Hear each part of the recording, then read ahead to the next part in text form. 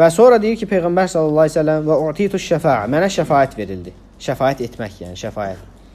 Və bu da Peyğəmbər sallallahu əleyhi və səlləmə xas olan şəfaətdən gedir burada söhbət. Bu böyük şəfaət hansı ki, mövqif, yəni insanlar toplanacaq məhşər meydanında onlara şəfaət eləyəcək Peyğəmbər sallallahu əleyhi və səlləm. Böyük şəfaət, şəfaət-ül uzma nə vaxt ki deyir, insanlar gecə Adəm əleyhissalama, Nuh əleyhissalama, İbrahim əleyhissalama, Musa və İsa'ya hamısı ötürəcək özündən. Necə mənlik deyil. Axırda gələcək bütün insanlar gələcək Peyğəmbər sallallahu əleyhi və səlləmin yanına, o da deyəcək ənə ləhə və o iş mənlikdir. Yəni o iş mən o iş üçünəm. Yəni şəfaət etmək üçünəm.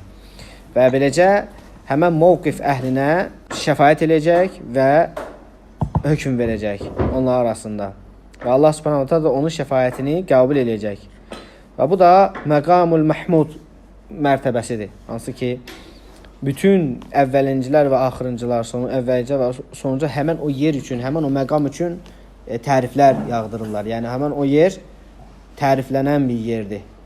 Məqam. Və Peyğəmbər sallallahu əleyhi və səlləm o məqamın sahibidir. Yəni, həmən o məqamda şəfaət etmək icazəsi ancaq Peyğəmbər sallallahu əleyhi və səlləmə verilir. Və bu da məqamul Mahmuddur. Və bu şəfaətin birinci, Peyğəmbər sallallahu əleyhi və səlləmə xas olan birinci mərtəbəsi. İkincisi, insanlar sıratın üstündən keçəndə, onlar cənnət və cəhənnəmin arasından olan yoldan keçəcəklər, o körpünün üzərindən keçəcəklər. Orada artıq onlar təmizlənəcəklər, ələnəcəklər orada, təmizlər ya da pislər. Pislər keçənməyəcək, düzdür? Düşəcəklər aşağı, o da. Və təmizlər isə cənnətə tərəf keçəcəklər, amma bununla bərabər cənnətə girə bilməyəcəklər, çünki cənnətin qapısı bağlı olacaq. Və daha sonra Peyğəmbər sallallahu əleyhi və səlləm onlar üçün şəfaət edəcək və qapı açılacaq və onlar da oraya girəcəklər. Ona icazə veriləcək ki, onlara oraya girsinlər. Bu ikinci bax, Peyğəmbər sallallahu əleyhi və səlləmə xas olan şəfaətin ikincisi. Birincisi nədir? Əhlül mövqif üçün. Qorxusalmaq. Məhşərdə. Yox, bu şəfaətin birincisi. Şəfaət Peyğəmbər sallallahu əleyhi və səlləmə xas olan şəfaət. Birincisi, orada insanlar toplananda məhşərdə Peyğəmbərlərin yanına gedəcəklər, onları qəbul etməyəcək, Peyğəmbər sallallahu əleyhi və səlləm şəfaət edəcək onlara. İkincisi, siratı keçəndən sonra cənnətə girməkdə. Girənməyəcəklər, cənnətin qapısı bağlı olacaq. Və Peyğəmbər sallallahu əleyhi və səlləm şəfaət edəcək, cənnətin qapısı açılacaq, cənnətliklər cənnətə girəcəklər. Və bu iki şəfaət Peyğəmbər sallallahu əleyhi və səlləmə xas şəfaətdir. Başqa heç kim bu şəfaəti eləyə bilməz. Allah azza və cəllə ancaq Peyğəmbər sallallahu əleyhi və səlləmə icazə verib. Amma cəhənnəmə girməyi haqq edib, girməsin deyə olan şəfaətlərə gəldikdə isə və yaxud da ki, cəhənnəmə girib oradan çıxması üçün edilən şəfaətə gəldikdə bu ümumidir. Bu ümumidir. Məsəl üçün, uşaqlar, körpə ikən ölən uşaqlar öz valideynləri üçün şəfaətçi olacaqlar. Şəhidlər şəfaət edəcəklər, düzdür? Yəni, bunlar nədir? Ümumidir. Yəni, bunlar nədir? Bir insan cəhənnəmə girməyə haqq eləyir, girməsin deyə Allaha şəfaət eləyəcəklər ki, girməsin və yaxud da ki, cəhənnəmə artıq girib, biraz tez çıxsın deyə, oradan çıxsın deyə şəfaət eləyəcək. Bu ümumidir.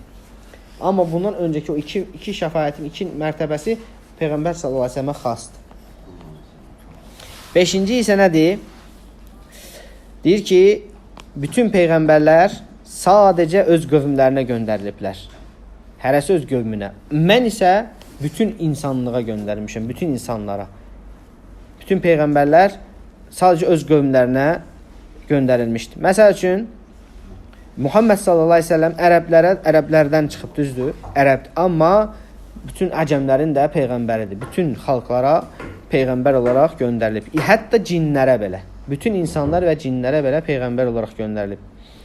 Və burada bir məsələ var. Bəzi peyğəmbərlər olub ki, təzə Allah azza və cəllə onları göndərəndə belədəki ilk insanlar az bir toplum olduqlarına görə, bütün insanlar bir arada olduğuna görə elə bütün insanlara göndərilmiş kimi olub. Məsəl üçün Nuh əleyhissalam. Nuh əleyhissalam bir qövm üzərinə göndərilib, ancaq onlar olub. Və bu, belə deyək ki, bu məsələyə ziddiyyət təşkil eləmir. Və Muhammed sallallahu əleyhi və səlləm isə daha sonralardan göndərilmiş peyğəmbərdir və o zaman çoxlu insanlar var idi. Və həmçinin Peyğəmbər sallallahu əleyhi və səlləmdən öncə bəzi peyğəmbərlər var idi ki, İnsanlar qəbilələr, firqələr halındaydılar da, millətlər halındaydılar, amma onlar öz qövmlərinə göndərilmişdi. Hər qövmə öz peyğəmbəri göndərilirdi. Amma Muhammed sallallahu aleyhi ve sellem bütün ümmətlərə, bütün insanlara göndərilib. Bütün insanlara və o peyğəmbərlərin sonuncusudur. Və artıq onun peyğəmbərliyi, baxın necə məntiqlidir, subhanallahul azim. Və indən sonra minlərlə millətlər belə çıxsa, hətta Peyğəmbər sallallahu aleyhi ve sellem zamanında olmayan millətlər belə sonradan formalaşsa, Peyğəmbər sallallahu aleyhi ve sellem onlara da göndərilmiş bir peyğəmbərdir. Çünki millətlər getdikcə genişlənir, getdikcə formalaşır, düzdür? Elə millətlər ola bilər ki, 1000 il qabaq yox idi, təzədir. Düzdür? Onların da peyğəmbəridir. Muhammed sallallahu aleyhi ve sellem. Amma öncəki peyğəmbərlər belə olmayıb. Və dərsimiz bu qədər. Uca Allahdan dilərəm bizə işli faydalardan etsin. Bununla kifayətlənir inşallah. Allah subhanahu taala bizə işli faydalardan etsin.